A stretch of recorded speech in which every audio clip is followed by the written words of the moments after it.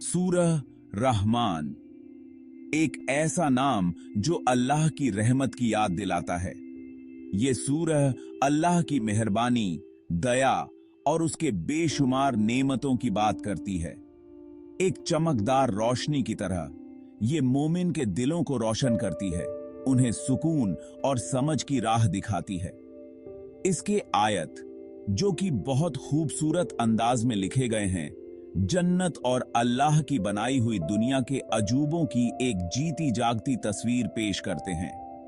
ये सूरह, जो कुरान का एक शाहकार है, अल्लाह की अनंत मोहब्बत और रहमत का प्रमाण है। ये हमें उसकी महानता और उसकी बनाई हुई इस दुनिया में हमारी छोटी सी जगह की याद दिलाती है। इसकी आयातों के जरिए हम एक सोलानी सफर पर निकलते हैं, जहां हम अपने ईमान की गहराई और अल्लाह की बनाई हुई हर चीज की खूबसूरती को समझते हैं। सूरह रहमान की तिलावत एक बहुत ही दिल को छू जाने वाला अनुभव है।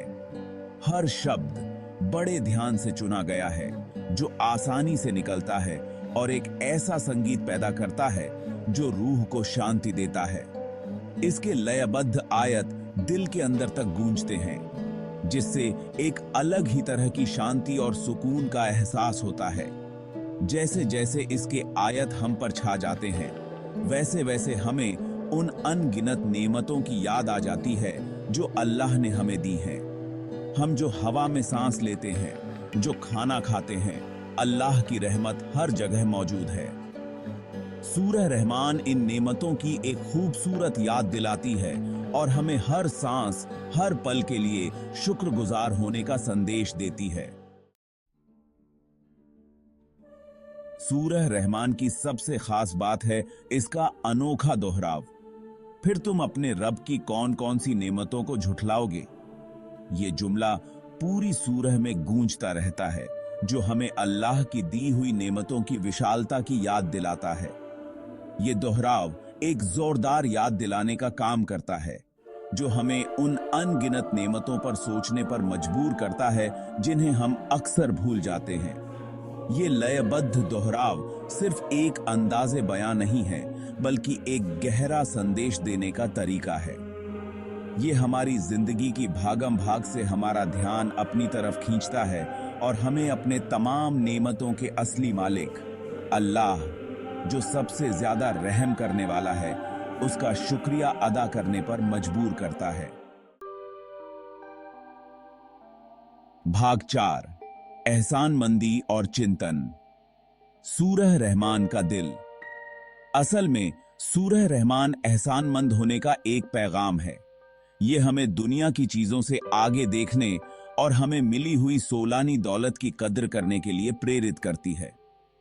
जन्नत के बारे में बताकर ये हमें उस सबसे बड़े इनाम की तस्वीर दिखाती है जो अल्लाह की दी हुई नेमतों के लिए शुक्रगुजार रहने वालों का इंतजार कर रहा है। हालांकि ये सूरह सिर्फ नेमतों को गिनाती नहीं है, ये हमें उन पर गौर करने के लिए भी कहती है। फिर तुम अपने रब की कौन कौन सी नेमतों को झुठलाओगे? ये सवाल पूछकर ये हमें खुद के अंदर झांकने पर मजबूर करती है, जिससे हम अपनी कमियों को पहचानते हैं और अपने पैदा करने वाले की अपार रहमत को समझते हैं।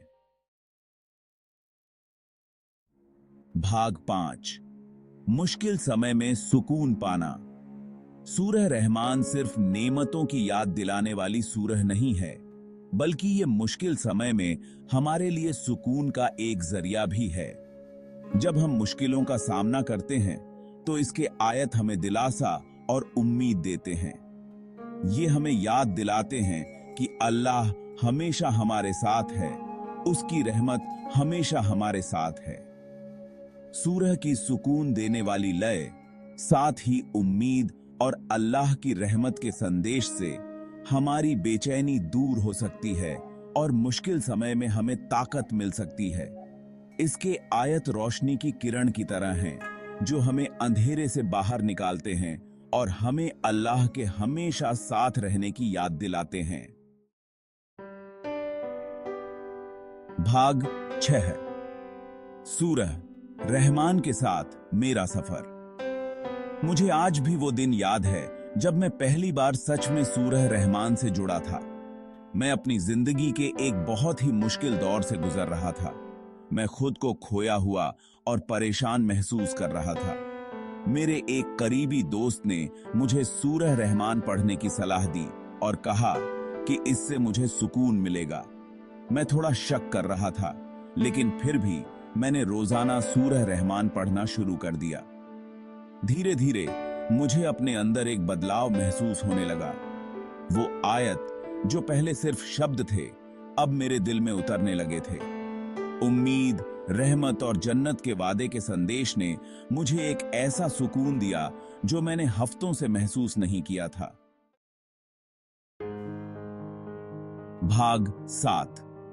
सूरह रहमान को अपनी रोजमर्रा की जिंदगी में शामिल करना।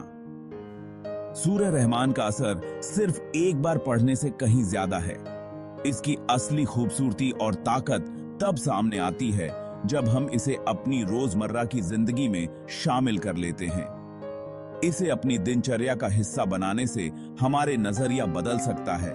हमारे अंदर अल्लाह का शुक्र अदा करने की भावना पैदा हो सकती है और अल्लाह के साथ हमारा रिश्ता मजबूत हो सकता है।